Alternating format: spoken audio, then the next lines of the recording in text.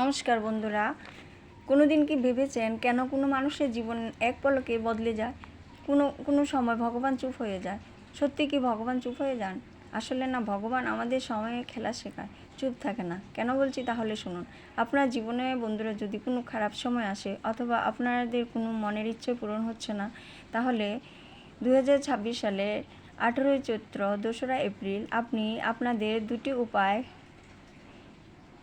বলে দিচ্ছি আপনাদের। ওই পবিত্র দিনে হনুমানজি জন্মগ্রহণ করেছিলেন বলে ওই দিনটি হনুমান জয়ন্তী হিসেবে পালন করা হয়। ওই দিন যদি আপনার মনের ইচ্ছা হনুমানজিকে জানাতে পারেন, তাহলে হনুমানজি অবশ্যই আপনাদের ইচ্ছা পূরণ করবেন। এখন আসা যাক দুটি উপায় কি কি। একটি উপায় হলো বন্ধুগণ, আপনি বা আপনারা একটি লাল কলম নেবেন এবং একটি সাদা কাগজে 108 বার জয় শ্রীরাম লিখবেন এবং ওই কাগজটি, এই লেখাটা যেখানে শেষ হয়েছে ওইখানে অথবা পেছনে আপনার মনের ইচ্ছাটা লিখবেন।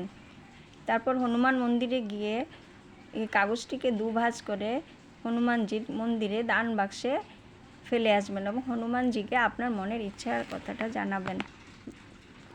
এখন বন্ধুগণ, দ্বিতীয় উপায়টি হলো, ওই পবিত্র দিনে হনুমানজি জন্মগ্রহণ করেছিলেন বলে হনুমানজি অত্যন্ত সহজ একজন অবতার। তাই কলিযুগে তিনি একজন রামভক্ত হিসাবে উপায়টি হলো, এই পবিত্র দিনে 11 বার হনুমান চল্লিশা পাঠ করুন এবং একদম না থেমে এবং হনুমানজিকে আপনার মনের ইচ্ছা অবশ্যই জানাবেন। তাহলে দেখবেন হনুমানজি আপনার মনের ইচ্ছা অবশ্যই পূরণ করবে। কমেন্টে জয় শ্রীরাম লিখতে একদম ভুলবেন না। প্লিজ ভালো থাকবেন। আপনাদের সবাইকে আবারও আন্তরিক শুভেচ্ছা জানিয়ে আমি আমার ভিডিওটি এখানে শেষ করছি।